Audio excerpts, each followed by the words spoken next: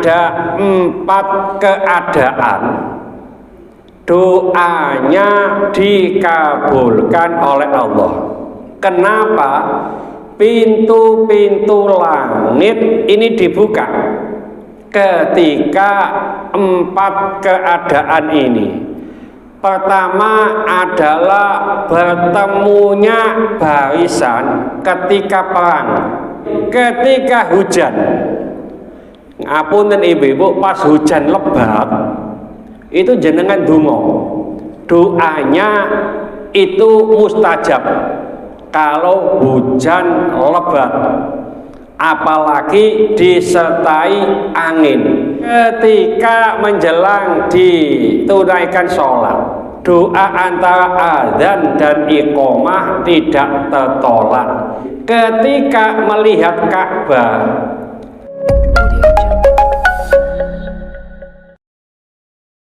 Assalamualaikum warahmatullahi wabarakatuh.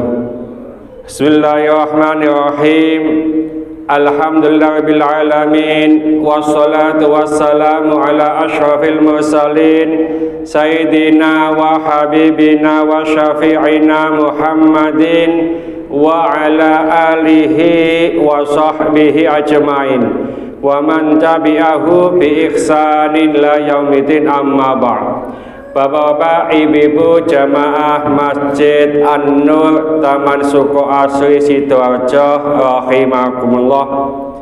Kita lanjutkan kajian kita di kitab Mukhtarul Ahadits An-Nabawiyah, masih melanjutkan huruf ta.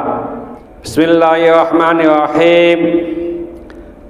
Tuftahu abwabus samai, dibuka beberapa pintu langit, wa yustajabud du'a'u, dan diperkenankan, dikabulkan doa-doa, fi arba'ati mawatina, dalam 4 keadaan. Apa itu? Indal tiqa'is sufufi fi sabilillah, ketika bertemunya barisan dalam perang di jalan Allah, wa inda nuzulil ghaithi, dan ketika turun hujan lebat, wa inda iqamati sholati, dan ketika sholat mau didirikan, wa inda ru'yatil ka'bati, dan ketika melihat Ka'bah. Rawahu Tabarani an Abi Umamah. Jadi Bapak Ibu, ini ada 4 keadaan doanya dikabulkan oleh Allah. Kenapa? Pintu-pintu langit ini dibuka ketika 4 keadaan ini. Pertama adalah bertemunya barisan ketika perang.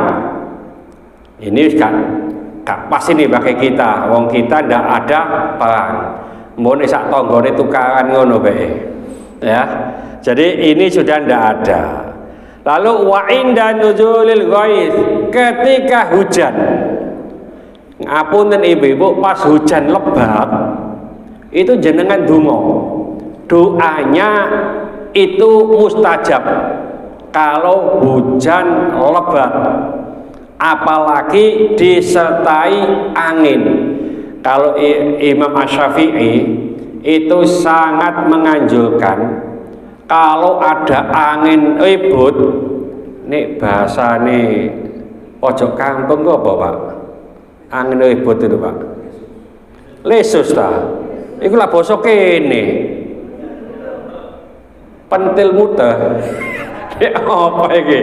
Pojok kampung pentil muter ini apa ya? Iku berarti cilik jan iku. Ya angin ini sing gede kan pentol muter Pak ya. Iya. Jadi kalau ada angin ribut gitu itu lesus, jenengan donga, mustajab itu. Ya. Atau diadzani ya supaya hilang. Hujan lebat ya, apalagi banyak kilat, banyak guntur dan seterusnya, itu mustajab. Lalu wa inda iqamati sholah, ketika menjelang ditunaikan sholat. Dulu pernah saya sampaikan, ini adalah antara azan dan iqamah. Saya ulang lagi, ad-du'a'u bainal adzani wal iqamah la turaddu. Doa antara azan dan iqamah tidak tertolak. Ngapunten Bapak Ibu, sering saya sampaikan supaya nggak lupa-lupa. Nanti setelah sholat qobliyah isya, jangan sampai tidak berdoa. Sampai kapan? Sampai iqamah. Perbanyak doa. Itu doa tidak tertolak. Allahumma duwe ya Allah, Allahumma duwe ya Allah. Nggak apa-apa, tapi ojo banter-banter, jangan keras-keras. Ya, kedengaran temannya doa duit wae, doa duit wae. Ya, jadi setelah adzan itu kan kita sholat qobliyah. Nah, itulah setelah qobliyah itu jangan sampai tidak adzan. Wa inda ru'yatil ka'bati, ketika melihat Ka'bah. Ustadz, saya ini belum umroh ya. Ini apa ndelok fotone Ka'bah wae. Ya, foto ini dadanan. Ya enggak apa-apa lah. Mudah-mudahan bisa ke sana. Ya. Jadi ini pengalaman, Pak. Di kitab Bulughul Maram ini juga disampaikan bahwasanya Rasulullah itu ketika tawaf selalu memegang dua rukun, ya, rukun Yamani sama rukun Hajar Aswad, itu selalu dipegang. Jadi megang ini rukun Yamani itu, nih umpamanya kita umroh itu sing ketok apa itu pojokannya itu loh, ketok apa itu batu batanya itu loh, semuanya kan diselamboni Pak oleh kiswah. Jadi batu batanya itu tidak kelihatan kecuali di rukun Yamani. Kalau hajian itu kiswahnya diangkat separuh. Informasinya kenapa kok hajian itu diangkat?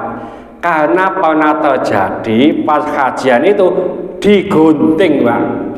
Kiswa itu digunting, digawa mule. Boleh sopo ya. Nah, makanya diangkat. Kalau hajian kelihatan apa itu temboknya. Tapi kalau nggak hajian, ya, itu ditutup semuanya kecuali rukun Yamani. Nah, waktu umroh pertama 2009, alhamdulillah saya punya sorban jelek gitu, tak usap-usap benar. Kono ya Allah, demi kemuliaan Ka'bah ini, beri kemampuan saya untuk kesini lagi, gitu loh. Dengan sorban ini, sorban ini tak kena sopo biyen niku, ya. Jadi sorban itu Pak, tak ucek-ucek di ujung rukun Yamani, ya. Alhamdulillah sampai 4 kali bisa ke sana. Ya, jadi kalau umpamanya tawaf, kalau tawaf nggak bisa, ya nggak tawafnya nanti. Setelah tawaf nanti kita ke ujung rukun Yamani. Biasa kan karena rukun itu ada 4, rukun Yamani itu, lalu rukun Hajar Aswad, rukun Syami, rukun Iraqi, ya ada 4. Tapi yang dominan itu rukun 2 rukun ini. Oleh karena itu kalau tawaf itu dari rukun Yamani sampai rukun Hajar Aswad itu disunahkan membaca Rabbana atina fid dunya hasanah dan seterusnya itu, ya. Jadi ini kalau kita melihat Ka'bah. Melihat Ka'bah itu utamanya banyak. Makanya saya sering nyampaikan kalau ada orang mau umroh, Ustadz, kalau tawaf saya nggak kuat, nggak usah tawaf. Ini tawaf nggak kuat, nggak usah tawaf. Apa baca Quran? Boleh, tapi nggak usah banyak baca Quran. Apa? Sholat sama melihat Ka'bah. Melihat Ka'bah aja itu pahalanya besar. Sholat 1 rakaat itu adalah berapa, Pak? 100.000, ya, 100.000 kebaikan atau lipat ganda dengan yang kita lakukan di sini. Makanya kita kalau sholat 2 rakaat saja sudah banyak. Sholat apa? Ba'diyah, qobliyah, diperbanyak sholat mutlak.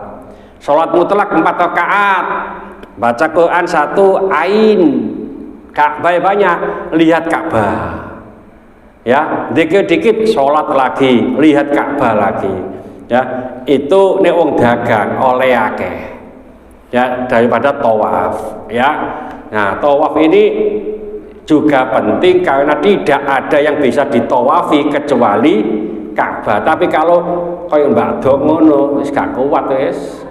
Iya melaku mulai wae ngesot ya. Nah, daripada nggak kuat, lebih bagus ya tadi itu lihat Ka'bah sama sholat.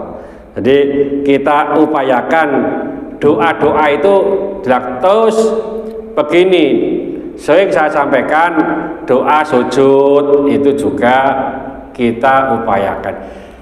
Terus setelah wudhu jangan sampai tidak berdoa. Dulu di sini ditulis oleh siapa? Muadzin dulu. Niman ya, ditulis.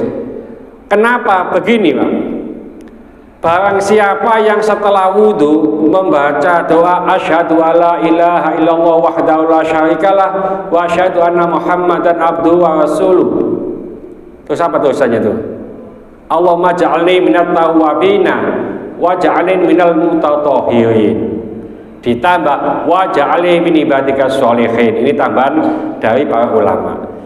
Menurut riwayat Muslim itu, barang siapa yang setelah wudhu berdoa yang demikian itu, maka 8 pintu surga itu dibuka semuanya. Kita boleh masuk lewat mana saja. Jadi upayakan jangan kesusu ya kalau wudhu, setelah wudhu lalu. Nah, di dalam kitab Tanqihul Qaul ini juga dikarang Syekh Nawawi Al-Batani. Tanqihul Qaul ini syarah dari kitab Lubabul Hadits. Ya, setelah doa itu membaca inna anzalnahu sampai habis. Kalau sudah baca itu, setiap tetes air itu jadi 1 malaikat, yang mana malaikat ini mendoakan kita, memohonkan ampun kepada Allah untuk kita sampai hari kiamat. Jadi kalau mau wudhu terus diandui ya, boleh, cuma itu makruh. Eman tetesan-tetesan ini jadi malaikat. Ya, iki panas maneh, mati maneh paling lho, mati maneh. Ya, jadi upayakan. Terus ngapunten Bapak Ibu, di dalam kitab Sahih Bukhari Muslim, upayakan wudhu ini tenang, sempurna. Kenapa? Karena saat kita membasuh muka itu dosa-dosa yang dibikin oleh mata, oleh hidung, oleh mulut ini rontok semuanya dengan tetesan-tetesan air ini. Ya, kadang-kadang kita itu kan ngintip, kadang-kadang kita itu wis gak kenal lah, itu rontok. Lalu kita basuh tangan.